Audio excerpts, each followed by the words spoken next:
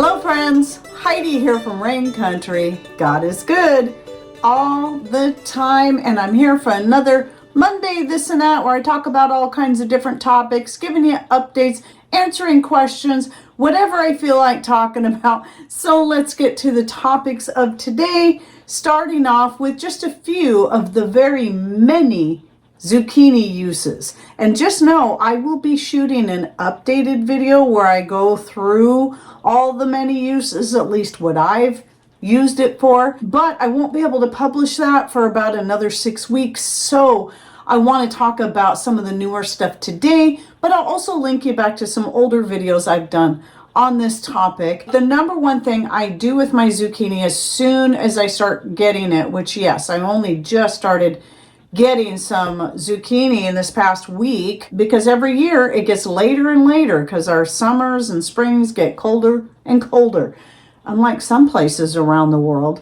Anyway, the first thing I do is I dice it up and I dehydrate it, and I like to put up at least 2 quart jars of dehydrated zucchini like this. This has many uses to me. Mostly it's something I will throw into soups and sauces, like especially my Italian sauce. But because it has such a mild, almost non-existent flavor, it's a good way to add more nutrition and beef up various different types of gravies and more. Sometimes I will use it in stir fries, though I do prefer to use it fresh in stir fries. The thing about the dried is that all you got to do is rehydrate it in some water, hot water, or maybe, a broth of some kind, and then add it to your stir fries. But then the other thing you can do is, once you have it dehydrated up, you can turn it into a powder by, put it in your blender or a coffee grinder you have reserved just for food products, which is what I do. And then you can use it in so many other ways. I typically will add it to various breads like pancakes, my yeast breads. You can throw it into your muffins, your cookies, and just replace a little bit of your flour with the zucchini powder and use it kind of like a flour. Now, I've yet to do a high ratio of the zucchini powder to flour, like, usually maybe a quarter to a half cup of the zucchini powder, depending on the size of whatever it is I'm making. And I did a video years ago of making some hamburger buns because I was making elk burgers. And in that, I did use what I was calling Z powder in the hamburger buns. And I'll link to that video in the description box down below, along with some of the others I'll be talking about. But another thought that I haven't tried yet is that you could use the powder as a thickening agent for your gravies and sauces and soups and whatever it is you want to make. I would assume it should work fairly well. I cannot guarantee how well since I haven't tried it yet, but it was a thought that had come to me in one of my older videos that I still haven't tried yet. But when it comes to the fresh zucchini coming in, one of the things I tend to forget to mention a lot that I really love to do is to make the beef veggie fritters. That is just a matter of shredding the zucchini, shredding some onions, shredding some potatoes, shredding some carrots. This is why it makes a great fall thing to make, because usually you have all that stuff coming in from your garden if you're growing all those things.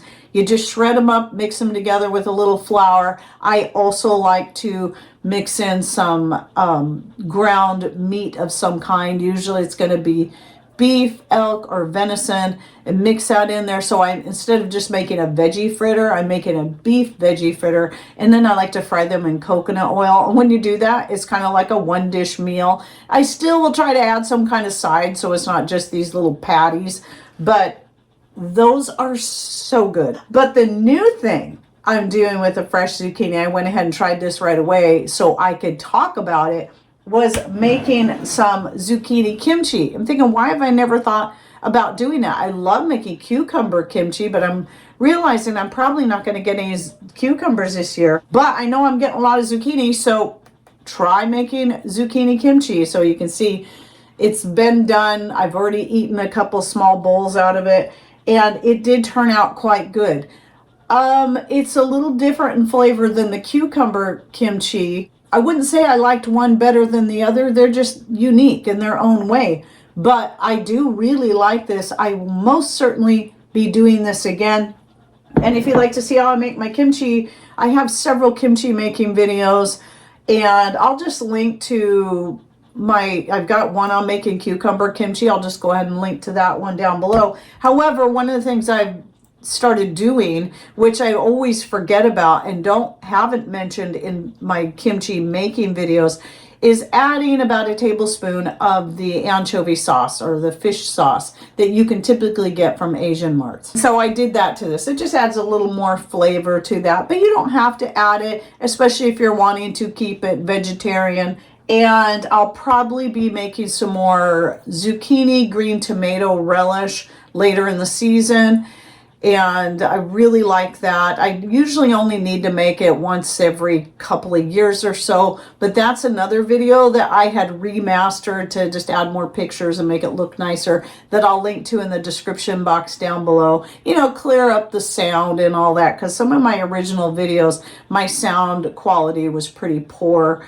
And so by being able to just remaster some of my old videos where I felt like I was already thorough enough, that's a little easier to do than shooting a whole new one. And then you also have like the fruit flavored zucchinis, where you can the zucchini in some kind of fruit juice. Most people use pineapple. I do find the pineapple would be the tastiest, but black cherry is pretty darn good. Some people kind of get on this thing where it's got to always be pineapple. I like trying different things. It's like, if it works with pineapple juice, why not black cherry juice? Why not passion fruit?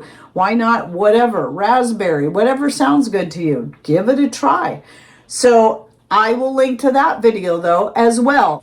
Some other quick mentions would be like to slice it and then bread it and then fry it. That's pretty tasty, the fresh zucchini. Then you've got your zucchini noodles, often called zoodles. I've made those before. They're okay. I don't mind them. You can use just zucchini slices and use it in place of pasta to make a lasagna. I've tried that, wasn't too crazy about it, but that's also a great option. And of course you've got your just standard zucchini bread that a lot of people think of.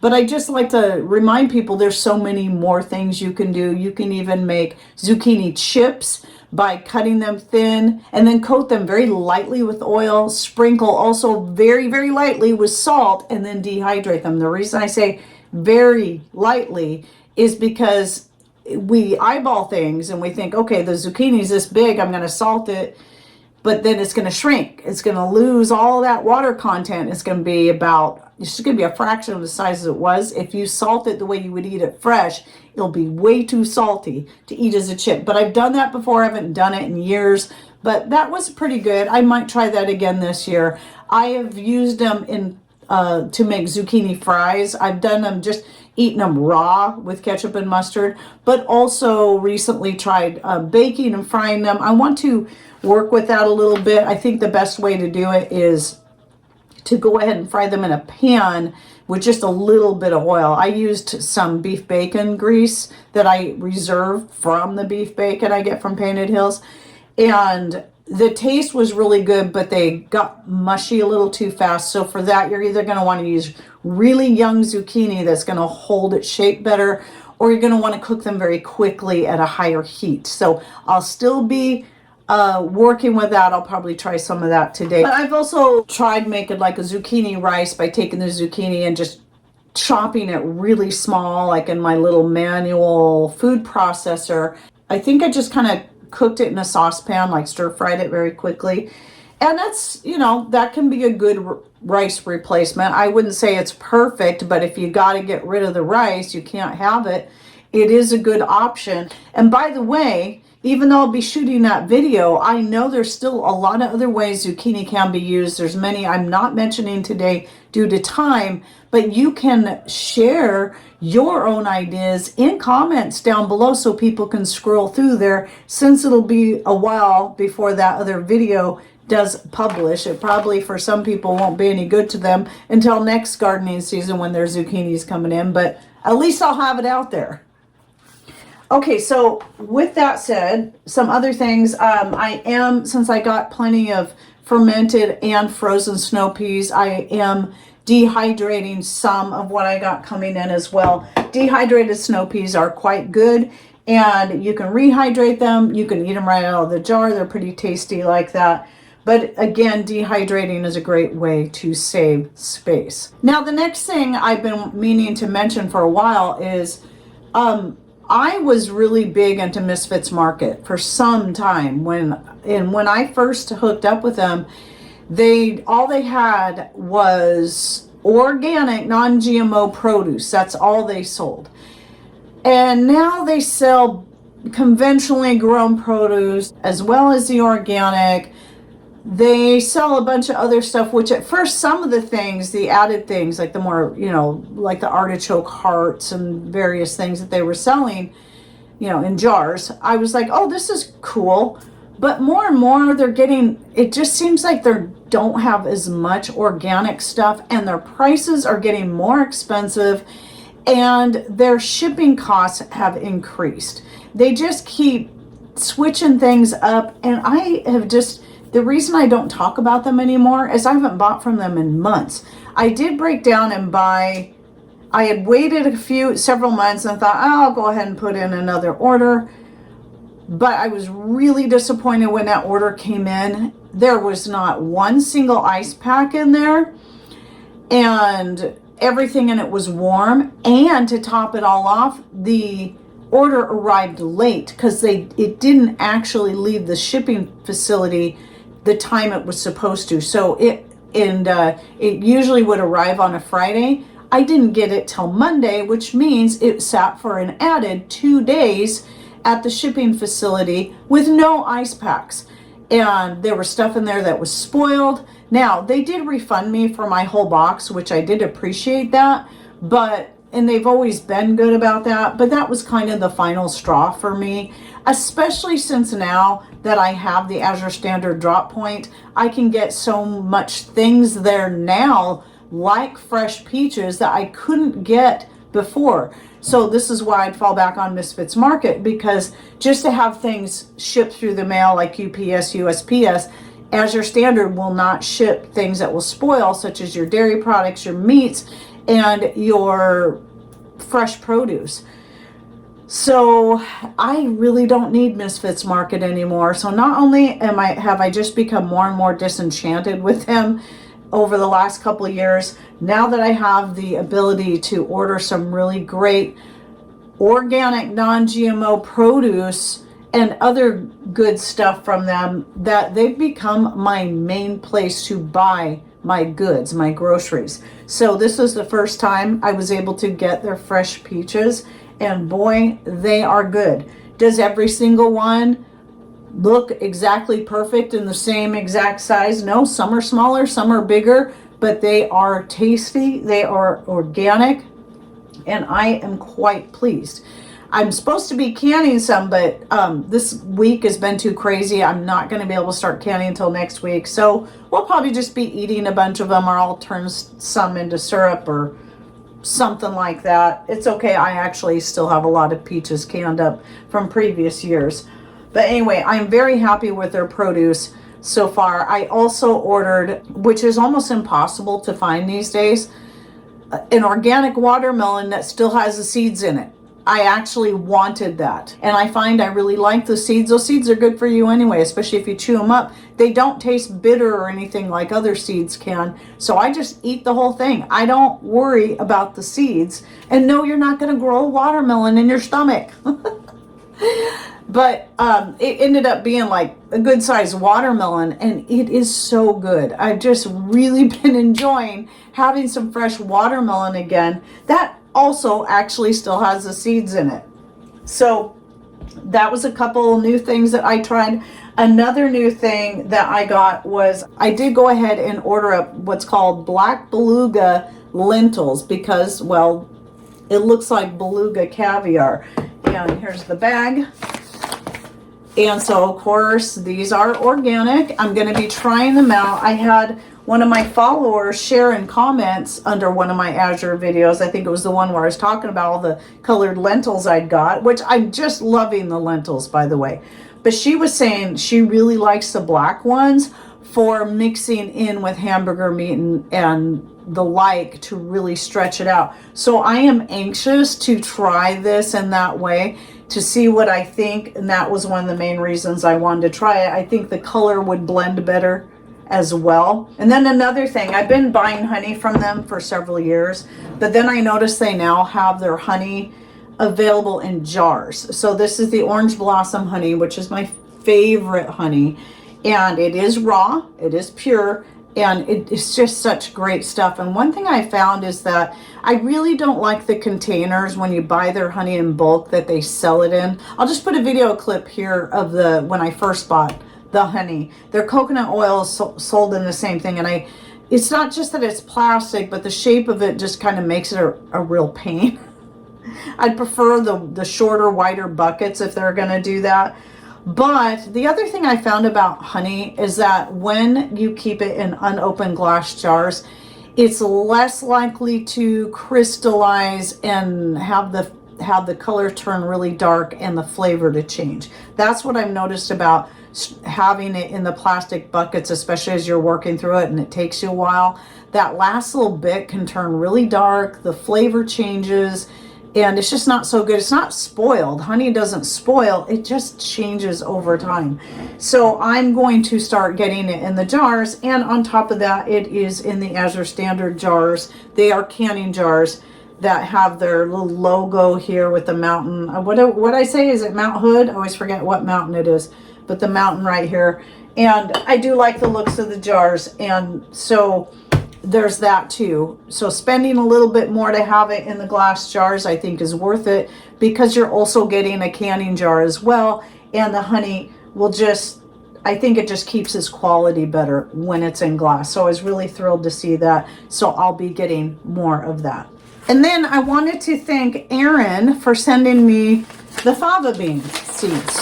So these are ones that she grew in her garden this year, I think she said, because she planted them kind of early and they actually produce really quickly. So I'm anxious to try these next year. I've never actually tried fava beans. Maybe it's just that the first time I ever heard of fava beans was in that movie that a lot of us know about, The Silence of the Lambs. But I am anxious to try them. So I will definitely be trying them next year. And I want to just say thank you to Erin for sending me those seeds. I also got a letter from a lady asking, she was asking me to write her back. Unfortunately, that's just not something I do. Emails are quicker and easier for me, but I do understand not everybody has emails. But I can still answer questions in videos, so hopefully people are listening, watching all my videos, especially the this and that's, because that's where I'll answer questions like this. And it's a common question I get, and she was asking about a specific tincture, my elderberry tincture, asking if I sell it. And the answer to that would be no, I do not sell any of my medicinal products. I don't sell my joint muscle rub. I don't sell any of my tinctures. I don't sell the elderberry syrup. I'm not set up to be making a whole bunch of this stuff to be selling to everyone. This is why also I have these videos showing you how to make them yourself. I do understand also some people just have a hard time, being able to access all the ingredients to make something like this. But if you know someone who can, or maybe you're just in a position, maybe physically, where trying to stand up and work in a kitchen and making some of these things is just a little bit much. Though honestly, tinctures are easy. You just put your stuff in a jar, top it with whatever solvent you're going to use, be it vodka, rum, homemade wine, or store-bought wine, or vinegar mixed with honey. It doesn't matter. It's not that hard to do, and then you just set it aside and forget about it for at least 2 months. It's not that hard. It doesn't take that long. But if even that is too much, consider asking somebody, showing them my videos, and then asking them if they would be willing to make that for them.